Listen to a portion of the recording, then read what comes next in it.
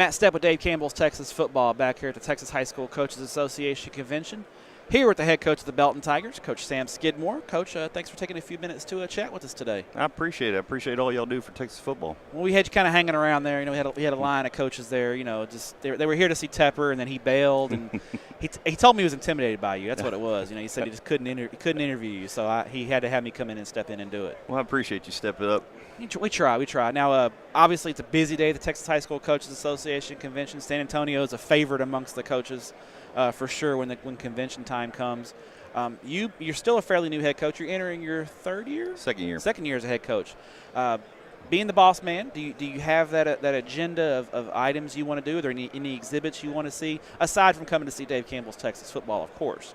Anything you want to get done while you're down here with you and your staff? Well, we like to meet with the vendors and visit with guys, and there's always new things coming out. We like to check out all the booths and see options, and, you know, we're always looking at different ways to improve our program, and there's just so many great options down here. You can get a lot of information. There's a lot of cool stuff here. I mean, I'm a football dork, and I see some stuff. I saw some guy carrying around the lighted down marker, and I was like, oh, that's pretty cool. I can, especially for me being a sports writer in a press box, I can look across and see what down it is real quick. So just all that weird stuff, I like seeing that too. It's cool for us dorky sports writers as well. Oh, absolutely. You know, 4 or 5 years ago, you were cutting edge. You had a drone. Now that's old news, and that's passed by, and you got to stay up to date. You guys use drones? Yes. Okay.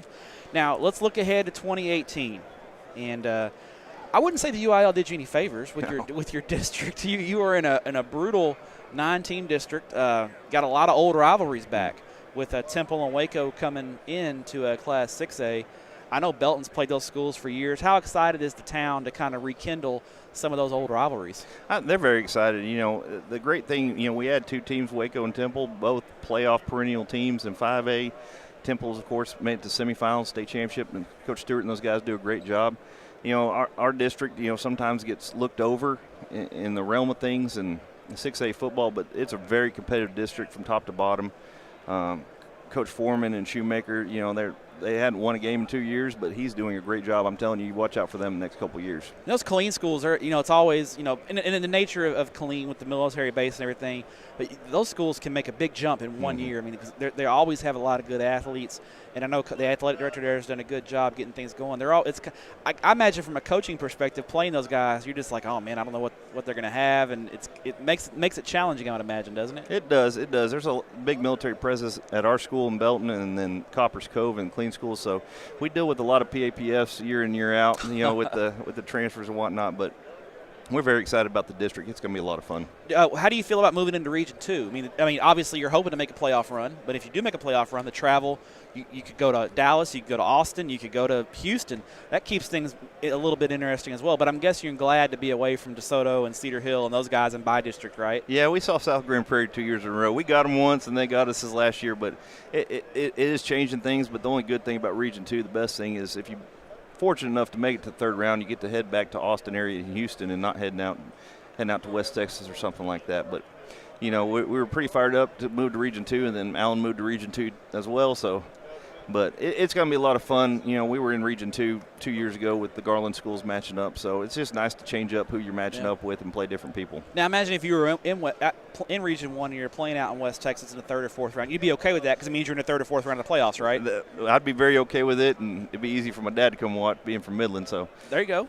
As far as looking ahead to 2018, what kind of ball club can Tiger fans expect to see?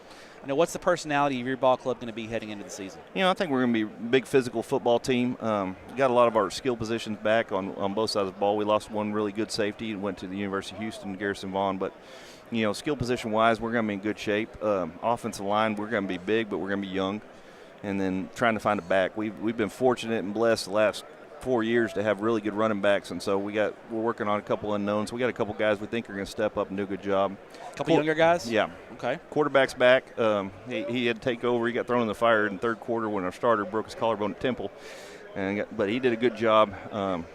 And we expect he's a gamer. He's going to go in there and compete, and that's all you can ask for. You guys had a great summer in 7-on-7. Yep. You won a lot of games. Went to state 7-on-7 tournament. I watched you guys. You looked really good. Does that give you guys some momentum heading into the season as well, some confidence? Absolutely. Our kids did a great job competing, and just the more we can play together, the more we can be around each other and compete and win games, the more confidence they're going to have going into the season. All right, now UIL made a few rule changes this upcoming season. Now, obviously, again, if you're playing for a state championship, I'm sure you're happy about it. What's your take on the change about instant replay and bringing that into the fold as far as in the state title games?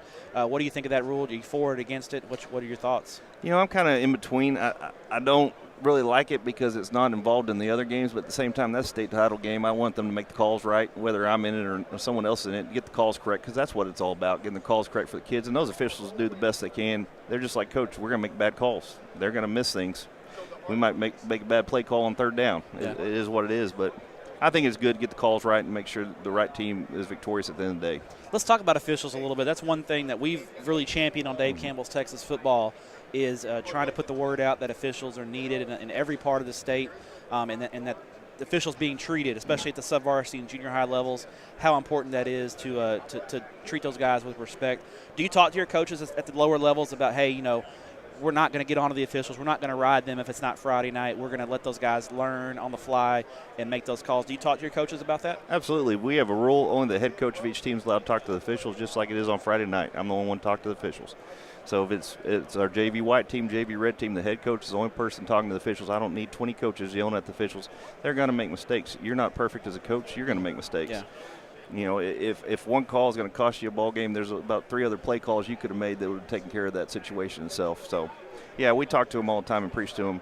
Be courteous to the officials, because at the end of the day, they got a job doing. They're professionals too. In football, I mean, it's such a – these kids are bigger and faster than they've ever been, and so, I mean, just the speed of the game, I think for the most part, and we'll kiss up to the officials a little bit. I think they do a great job, don't they? I do, and the thing is, we're professionals. They're professionals. You act professional towards them, they're going to act professional towards you. I mean, at the end of the day, they're providing a service, but they're trained – they do trainings at our high school. They train year-round. It's not like they just come do this on the fly. Yeah, it's not like they just showed up and reffed a game, right? Absolutely. And, we do have a shortage of officials. And if I was a young kid coming out, I don't want to get screamed and cussed and yelled at by 20 coaches on the sideline. That's why we do our rule where only the head coach is allowed to talk. So if it's inappropriate, I know who I'm talking to. There you go. All right, Coach. Well, it is now that time to spin the Dick's Sporting Goods Wheel of Questions. As you can see, we've got a lot of fun questions on here. I want you to give it a good spin, and whatever it lands on, you got to answer it truthfully and honestly.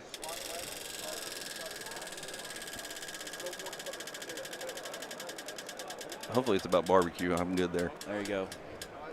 Man after my own heart. All right. That's a funny one. All right. This is one we hadn't got. All right. You guys are the Tigers, and Tiger is a strong mascot. Yeah. That's a really good mascot. Nothing wrong with – in fact, that's a great mascot. But if you could change the mascot to something else, is there any you got any ideas on what you would change it to? Well, I'm a Charleston State Texan, so I'd definitely go Texans. The Belton Texans. That's got a okay. I could live with that. I mean, we'll stick with Tigers. Oh, I love Tigers. But the Belton Texans doesn't sound too bad. I could live with that. But it wouldn't go over well in the community. No, I don't think so. I think we'll stick with Tigers. Big red, enough said. There you go. Coach, he's Sam Skidmore, Dave Campbell's Texas Football. We appreciate your time. Thanks for having me. Good luck to the Belton Tigers in 2018, and thanks for what you do for student athletes in the state of Texas. Appreciate it. Thank you for all y'all do. Thank you, Coach.